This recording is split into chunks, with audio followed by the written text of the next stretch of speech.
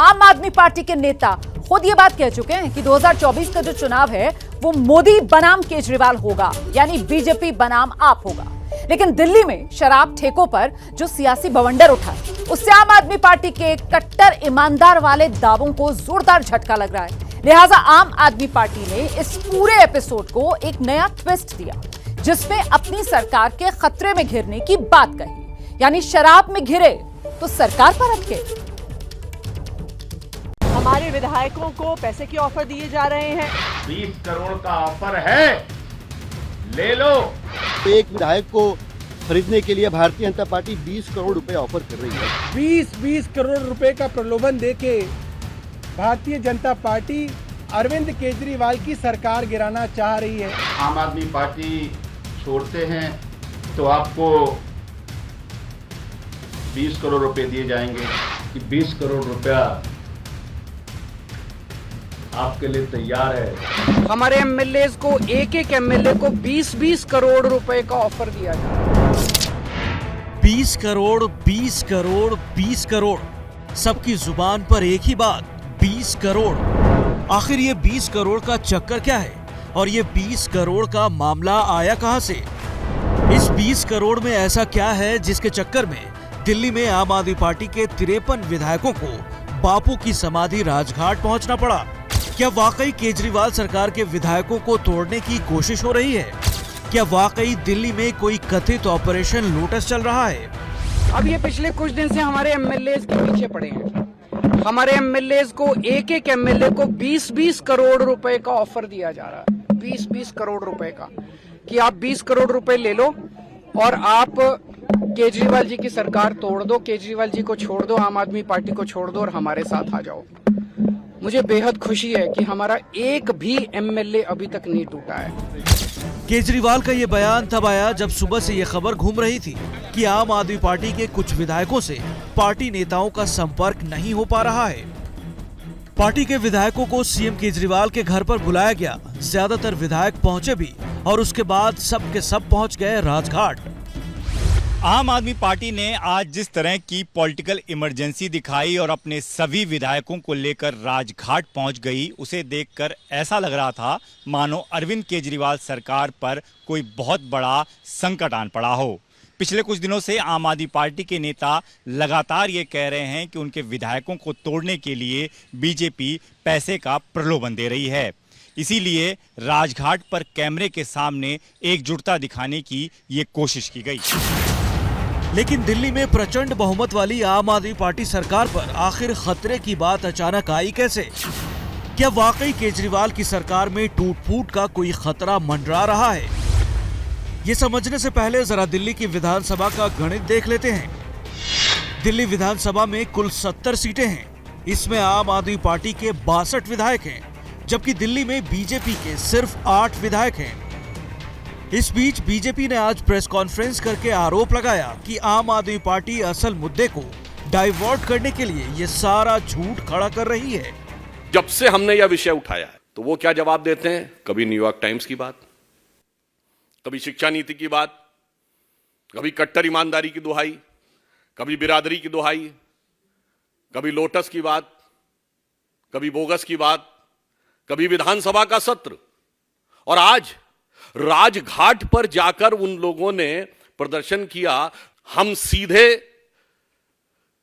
आबकारी नीति पर सवाल पूछ रहे हैं और आप हर दिन एक नए रूप बदलकर आकर विषय को डाइवर्ट करने की कोशिश कर रहे हैं।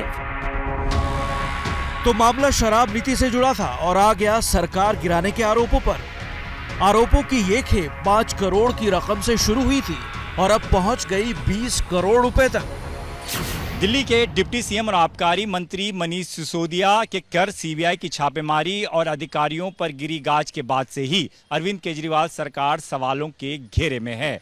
मनीष सिसोदिया पर तो सीबीआई ने एफआईआर तक दर्ज कर दी है, लेकिन इस बीच दिल्ली में शराब ठेकों के आवंटन में घोटाले के आरोपों को आम आदमी पार्टी ने बड़ी चतुराई से अपनी सरकार पर एक बड़े खतरे के तौर पर प्रस्तुत कर दिया। असल में शराब ठेकों में गड़बड़ी के आरोपों के बाद सिसोदिया के घर सीबीआई की रेड आम आदमी पार्टी की छवि पर किसी बड़े धक्के से कम नहीं है। 23 अगस्त को इस पर एबीपी न्यूज के लिए सी वोटर ने जो त्वरित सर्वे किया, उसके नतीजों से भी इसके संकेत मिले थे। सवाल पूछा गया था कि सिसोदिया पर आरोप से केजरीवाल की छवि को नुकसान हुआ। हाँ में जवाब देने वाले थे 54% लोग, जबकि नहीं कहने वाले 46%। इसी सर्वे में अगला सवाल था कि क्या आपको लगता है कि मनीष सिसोदिया पर लगे आरोपों में दम है? हाँ कहने वाले थे 51% लोग, जबकि नहीं कहने वाले 49% लोग। इसीलिए इस मामले में शुरू में डिफेंसिव दिख रही आम आदमी पार्टी ने तुरंत अपना गियर बदला और अपने आक्रमण की धार तेज कर दी। उसने सीबीआई रेड को बीजेपी की साजिश करार दे दिया।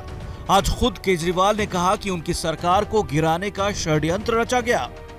वो तब समझ में आया जब रेड के अगले दिन इन लोगों ने संदेश भेजा मनीष सिसोदिया जी को कि आप अरविंद केजरीवाल जी को छोड़ दीजिए, आम आदमी पार्टी को छोड़ दीजिए, आम आदमी पार्टी को तोड़ के कुछ विधायकों को लेके हमारे साथ आ जाइए, हम केजरीवाल जी की सरकार गिरा के आपको सीएम बना देंगे और हम आपके सीबीआई के और ईडी के सारे केसेस खत्म कर देंगे।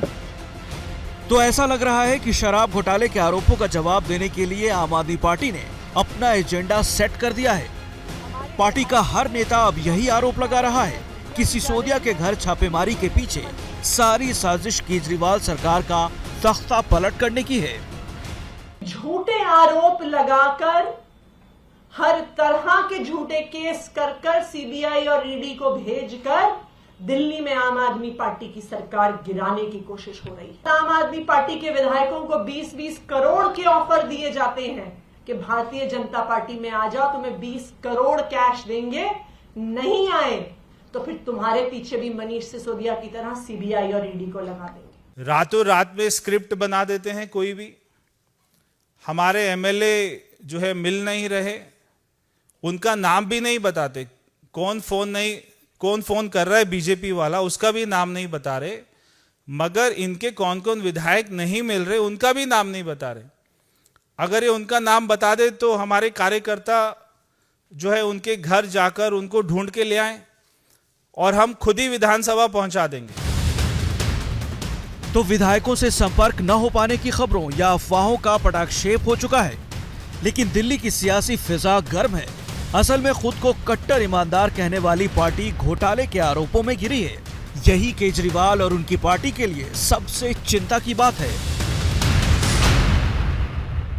जैसे ही घड़ी का काटा दोपहर 2:30 पे आए, बबीता जी का दिल सास बहू साजिश के लिए मचल जाए। और ये है इनकी बहू, पूरे दिन ऑफिस की टेंशन हो जाए गॉन जब ये करें अपना फेवरेट शो फ्री टाइम पे ऑन। इनकी तरह आप भी देखिए अपना फेवरेट शो अपने टाइम पर और डाउनलोड कीजिए एबीपी लाइव ऐप अपने स्मार्ट टीवी पर।